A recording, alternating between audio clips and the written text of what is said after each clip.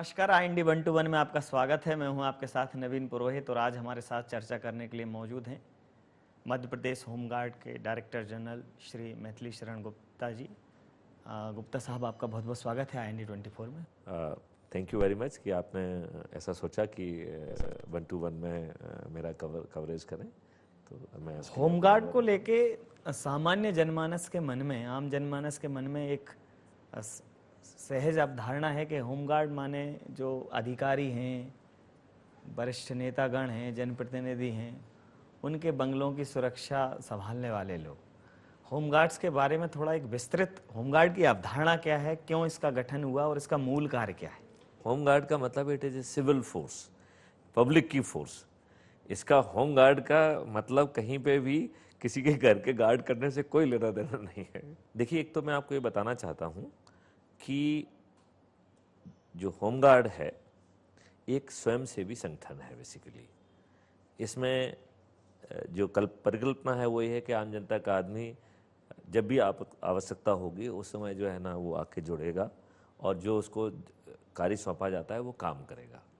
इसके दो अंग हैं, एक होमगार्ड है, दूसरा सिविल डिफेंस है। सिविल डिफेंस जो क्रिएट किया गया था वो बेसिकली वार के सिनारियों को ध्यान में किया गया था। जब एयर अटैक होता है तो उस समय जो है ना ब्लैकआउट होता है, तो कैसे जो है ग्राउंड पे जो है व्यवस्थाएं हों, कैसे जो है सोसाइटी में ऑर्डर हो, क्या क्या जो है ना उसको सावधानियां लेना है, वो कम्युनिटी तक पहुंचाएं, वो ग्राउंड पे वो कार्रवाई करें। 2009 में सिविल डिफेंस एक्ट को संशोधित किया गया और सिविल डिफेंस को सीधा आपदा से जोड़ा गया है, क्योंकि बाढ़ लाइक सिचुएशन तो जब आएगी तब आएगी।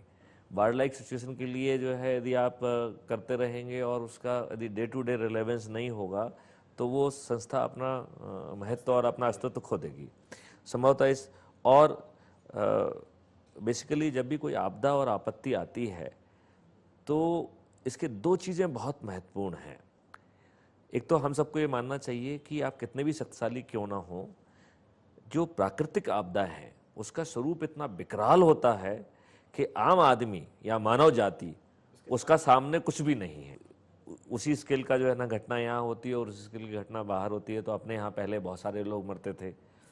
पहले जैसे साइक्लोन आता था तो उड़ीसा में कितने लोगों की डेथ हुई। इस बार जो है ना साइक्लोन आया तो जो है ना कोई नहीं मरा, बहुत कम जो है ना हुआ। तो ऐसा ही अंतर कैसे आ पाया? इसका बड़ा सिंपल सा तरीका है कि आपदा का पूर्वानुमान लगा के यदि हम आपदा से अपना फेस ऑफ कम कर लें, आपदा से हमारा जो इंटरफेस है उसको हम मिनिमाइज कर दें, तो हम लोगों की जान बचा सकते हैं, उसके रास्ते से हट जाए। करेक्ट। इसका मतलब है जहां आपदा आ रही है तब तक उस जगह का अनुमान लगा लीजिए। आपका जो है आदमी हो, चाहे जानवर हो, चाहे संपत्ति हो, उसको आप लीजिए, अस्थायी तौर पे किसी दूसरी जगह पे रख दीजिए।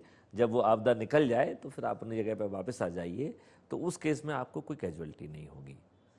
लेकिन हर केस में आपदा का अनुमान लगाना इतना आसान नहीं होता है। हालांकि अभी हमारी टीम बहुत ज़ोर से लगी हुई है कि कुछ डिग्री का अनुमान हम कैसे पैदा करें। बल्कि आज की हम पूरी कवायद जो कर रहे थे, चीफ इंजीनियर इन चीफ जो है वो वाटर रिसोर्स डिपार्टमेंट के यहाँ आए हुए थे, PWD के आए हुए थे, हमने अपना जो है साइंस एंड टेक्नोलॉजी डिपार्टमेंट से आए थे। सभी लोग को एक जगह पे इकट्ठा किया हुआ था, IMD, CWD, सभी को जो है ना साथ में लेके, और ये पूरी कवायद हो रही थी कि जो भी हमारे पास सामर्थ्य है, पुराना हिस्टोरिकल डाटा है, उसको हम कैसे जो है क्या करें कि कम से कम कुछ अनुमान लग जाए। उतने अनुमान में हम कम से कम अपने लोगों को वहाँ से निकाल लें। दूसरा तरीका है, पहला तो बताया है कि आप फेस ऑफ कम कर दीजिए। दूसरा आसान तरीका ये है कि आप जल्दी से जल्दी आपदा स्थल पर पहुंचे और लोगों की जान बचाएं। अब जल्दी से जल्दी की क्या डेफिनेशन है? इसको कहते हैं गोल्डन आवर्स। गोल्डन आवर का क्या मतलब है कि ऐसा समय जिसमें के अंदर पहुंच के लोग जीवित रहते हैं, आप उन्हें बचा सकते हैं। गोल्डन आवर खत्म होने का मतलब ये है कि इसके बाद आपको जो है केवल 100 मिलेंगे, लोग बाग काल कलवित हो चुके होंगे, उनके जिंदा होने की संभावना कम है। कुछ बिरले केस हो सकते हैं जिसमें कि अजूबे के बतौर, मिराकल के बतौर कुछ लोग जिंदा रह जाएं, वो 8 दिन बाद 10 दिन बाद ऐसे कुछ मिराकल्स होते हैं, बट वो एक आध व्यक्ति के लिए हो सकता है। लेकिन अमूमन लोग जो है ना उस समय तक काल कलवित हो चुके होते हैं, और यदि आप विलंब से पहुंचते हैं तो आप मात्र 100 निकालते हैं। तो सबसे बेहतरीन तरीका है कि यदि जो लोग वहाँ पर हैं, यदि उन्हीं को आप डिसास्टर के लिए ट्रेन कर दें, कम्युनिटी को ही एज ए जो है आपदा की राहत के लिए यदि आप तैयार कर दें, तो आप निश्चित तौर पर लोगों की अधिक से अधिक संख्या में जान बचा सकते हैं। हमने जैसे ही चार्ज लिया तो बेसिकली पहले 5 जो है ना जिले सिविल डिफेंस जिले हुआ करते थे। Then we took up with the government कि नहीं साहब जो है ये सिविल डिफेंस अब आज की महती आवश्यकता है, ये पुरानी सिविल डिफेंस और इस सिविल डिफेंस में फ़र्क है, ये अब लोगों की जान बचाने की जो है ना चीज़ है, इसको लिहाजा ज़रूरी है कि हम जो है ना सभी जिलों में ये करें। तो 2 चरणों में हमने जो है सभी जिलों को, आज मध्य प्रदेश के सभी जिले जो है सिविल डिफेंस नोटिफाइड डिस्ट्रिक्ट्स हैं, सभी 51 जिले। फिर हमने जो है ड्राइव ली कि जहाँ जहाँ पे जो आपदा होती थी वहाँ पे हम लोग गए, डेमोन्स्ट्रेशन दिया, उन लोगों को ट्रेन किया, और जो उचित लोग लगे और जो जुड़ना चाहते थे उनको हमने सिविल डिफेंस में जोड़ा।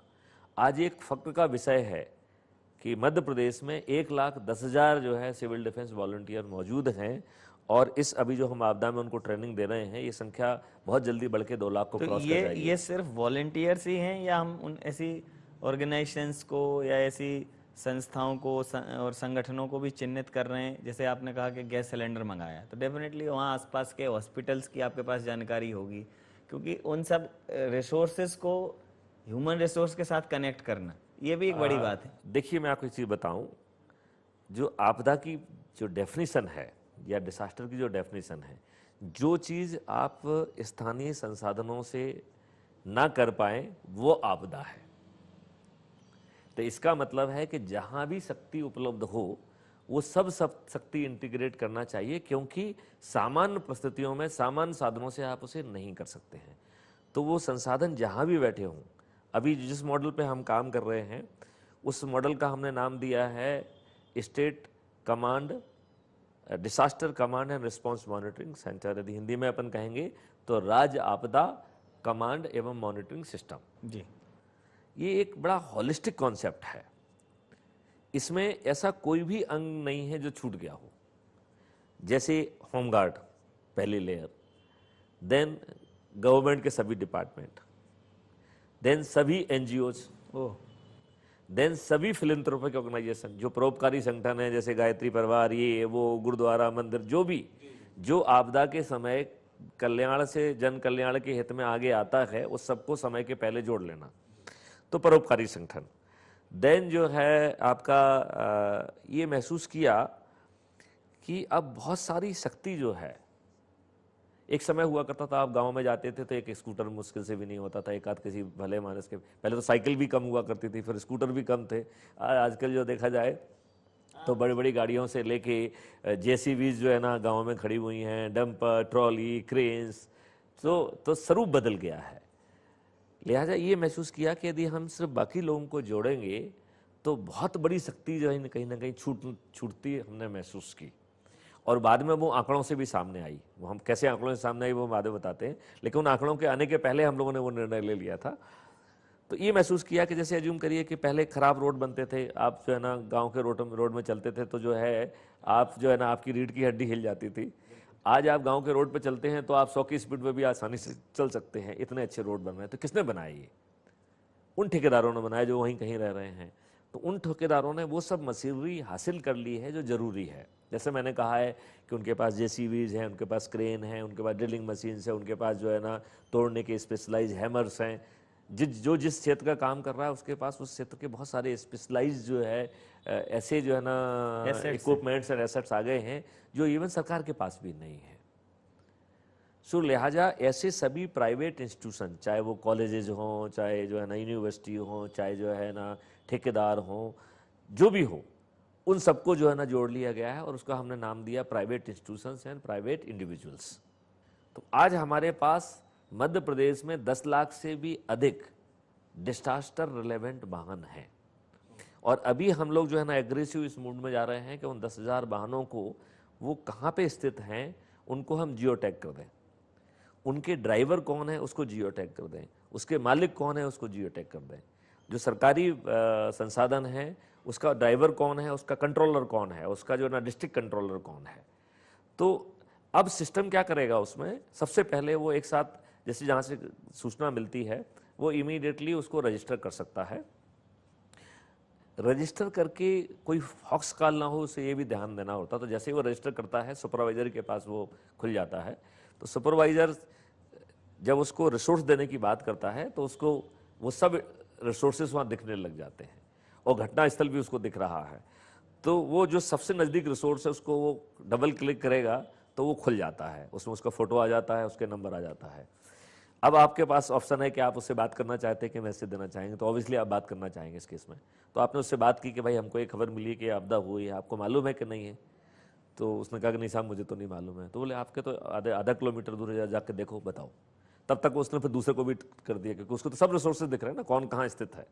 तो उसने उसको दूसरे को ट्रंकल किया। उसने कहा हाँ साहब हुई है घटना। तो उसने बता दिया, उसने कंफर्म कर दिया कि हाँ हुआ। तो ठीक है, उन्होंने कहा आप पहुँचो, आपका मैसेज भी पहुँच रहा है।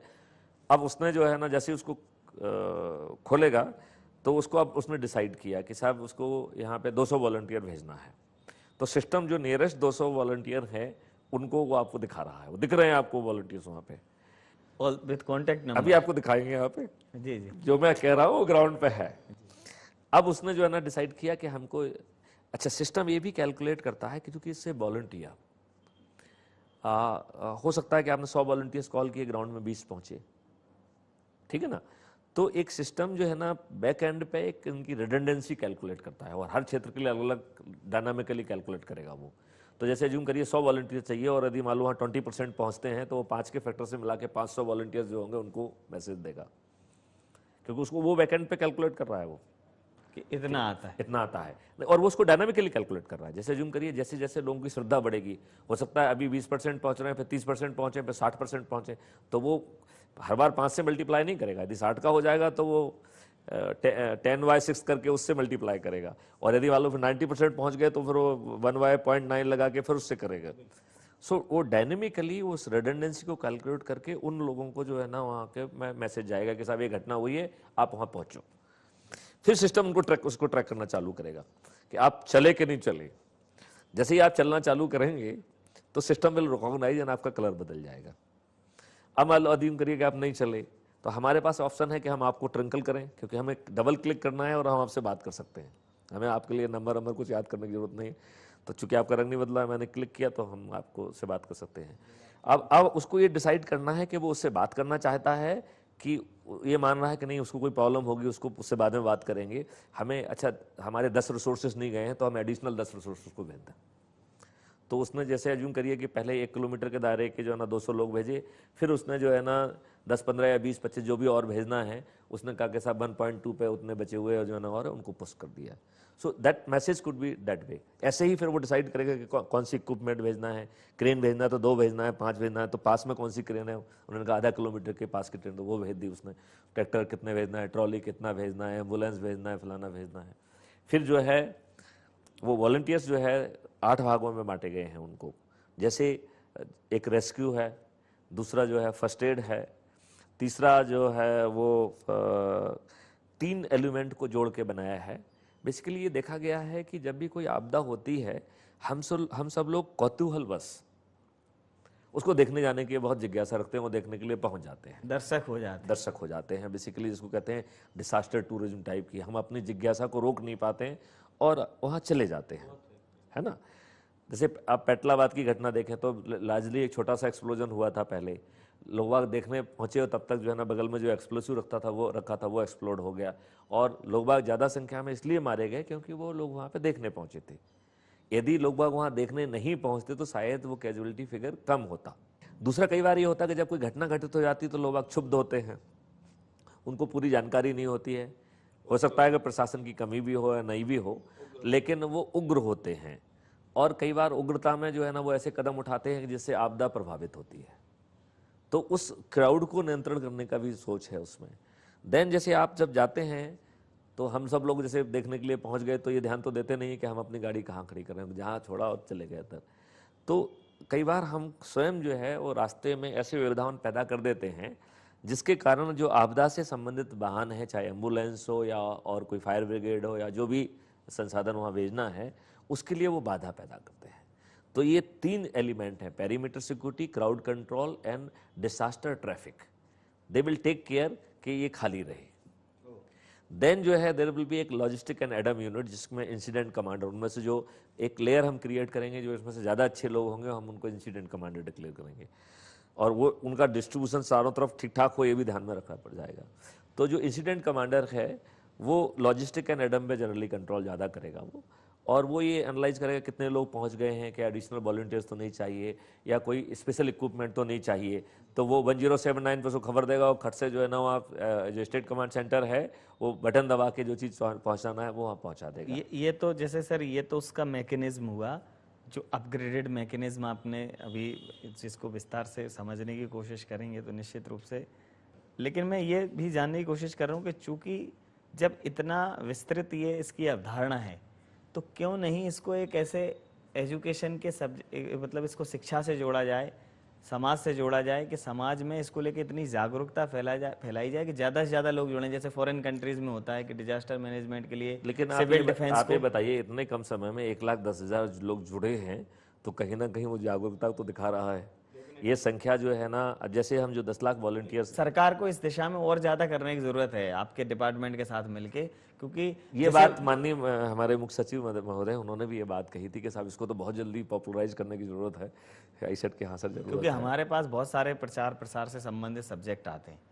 मैं इसको सुनने के बाद मैं बहुत समय से ऐसा ऐसा आपके मैं आपको सुन रहा हूँ तो मैं बहुत सारी चीज़ों को विजुलाइज कर रहा हूँ, बहुत सारी मैंने ऐसी फिल्मों को, दृश्यों को देखा है, और जो आप बात कर रहे हैं कि अगर आपदा प्रबंधन इस स्तर तक है, उसकी गुणवत्ता अगर इस स्तर तक है तो निश्चित रूप से कैजुअलिटी को बहुत बड़े स्तर पर रोका जा सकता है और थामा जा सकता है। तो सरकार को थोड़ा तो सोचना पड़ेगा, स्पेशल नहीं, सरकार जागरूक है और मुख्य सचिव जी ने कहा भी है इस बात को कि इसको बड़े स्तर पे जो है ना सब तक पहुंचाया जाए, जिससे कि लोगों को मालूम हो, एक तो वो 1079 पे खबर कर पाए, अदरवाइज उनको नहीं मालूम डायल 100 ही उनके लिए, डायल 100 को भी करेंगे तो डायल 100 शुड डायल टू 1079 उससे कनेक्ट करते, वो कोई बहुत बड़ी बात नहीं, सूचना कहीं से भी पहुंचे, इट इज़ नॉट इम्पोर्टेंट।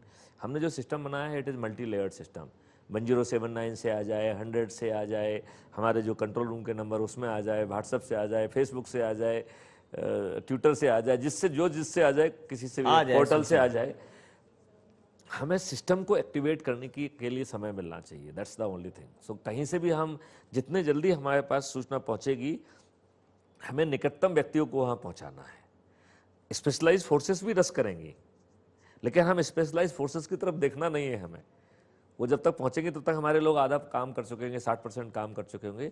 हमारे जो स्पेशलाइज्ड फोर्सेस पहुँचेंगी वो कठिन काम करेंगे, जो कि आम आदमी, आम वॉलंटियर कर ही नहीं सकता है।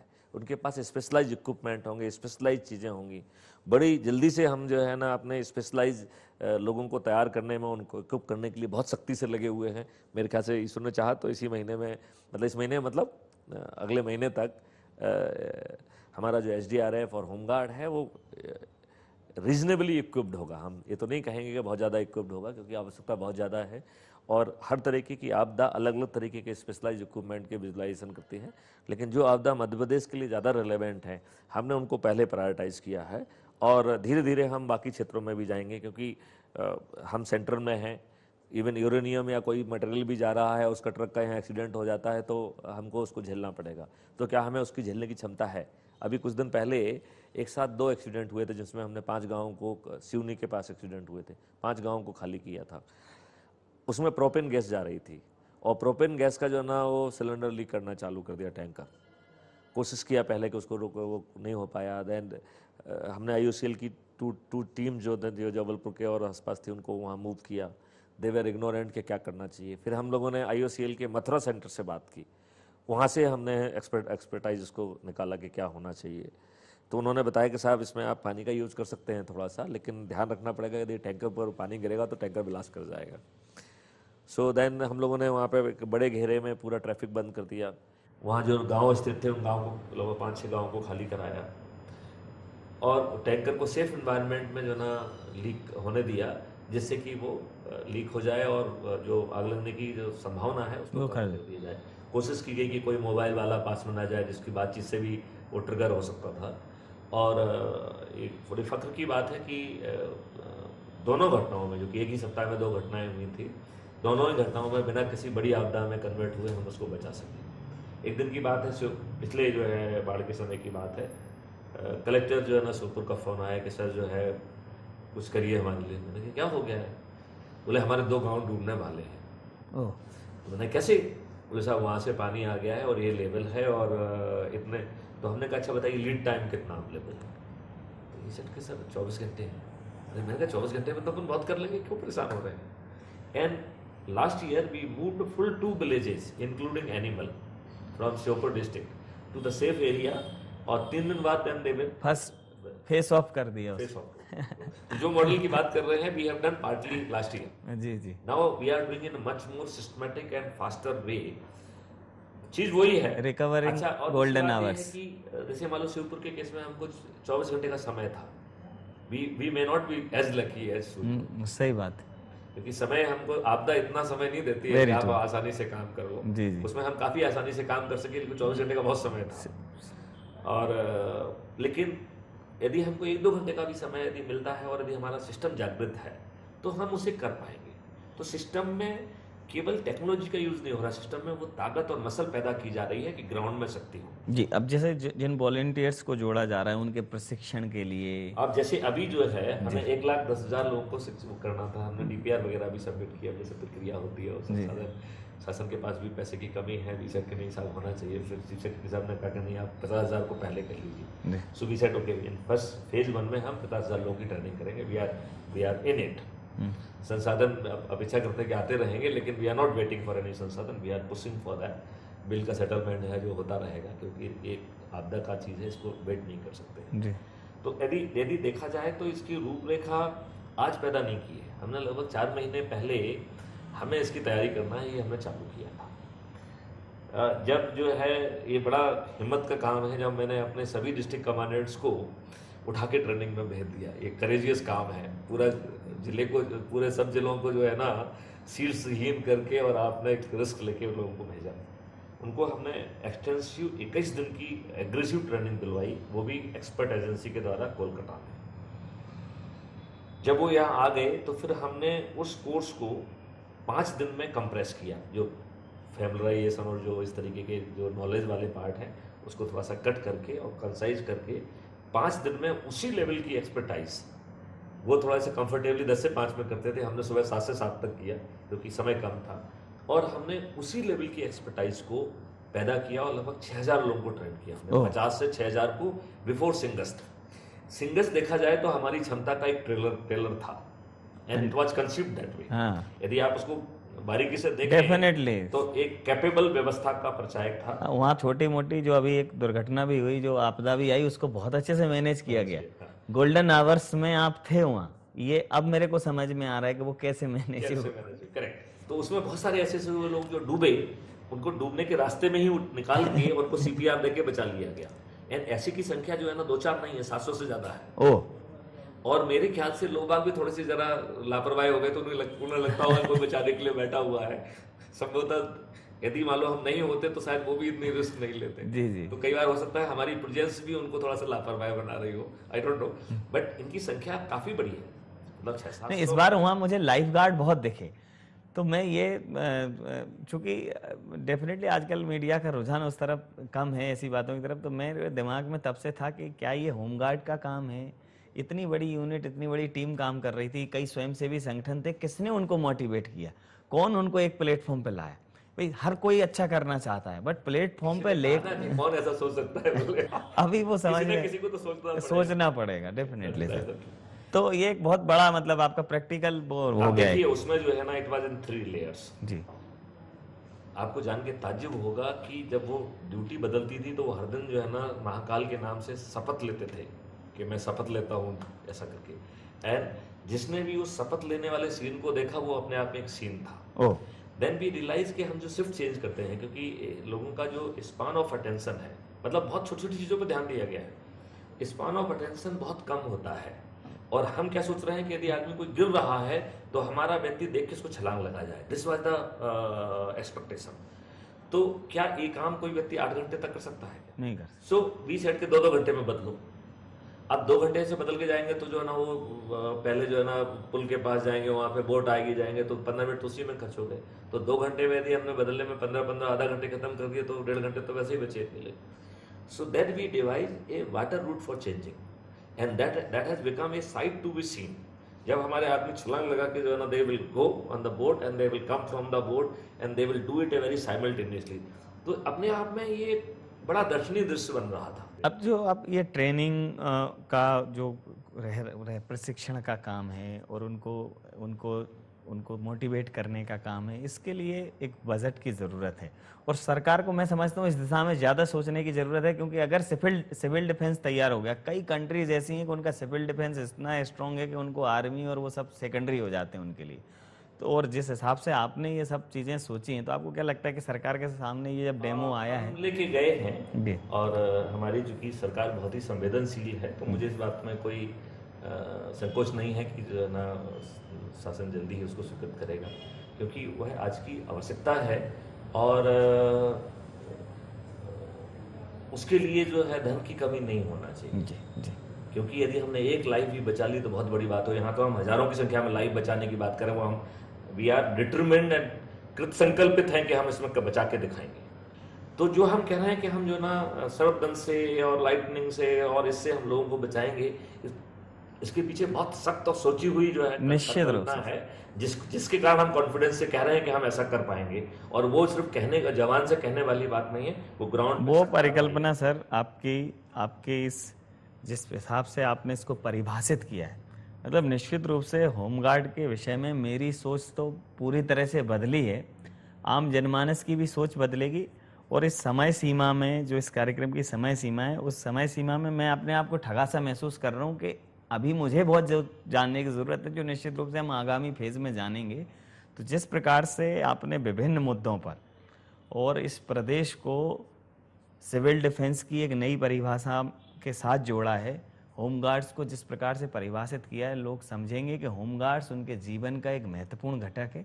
विभिन्न मुद्दों पर आपने जिस प्रकार से होमगार्ड्स के बारे में होमगार्ड को परिभाषित किया और हमें बताया कि होमगार्ड कितना महत्वपूर्ण है और ये समाज का एक इतना महत्वपूर्ण अंग है कि इसके बिना जीवन की कल्पना या आपदा के समय जीवन के बारे में सोचना नामुमकिन है। तो इन सारे पहलुओं को निश्चित रूप से जनता तक पहुंचाया जाएगा।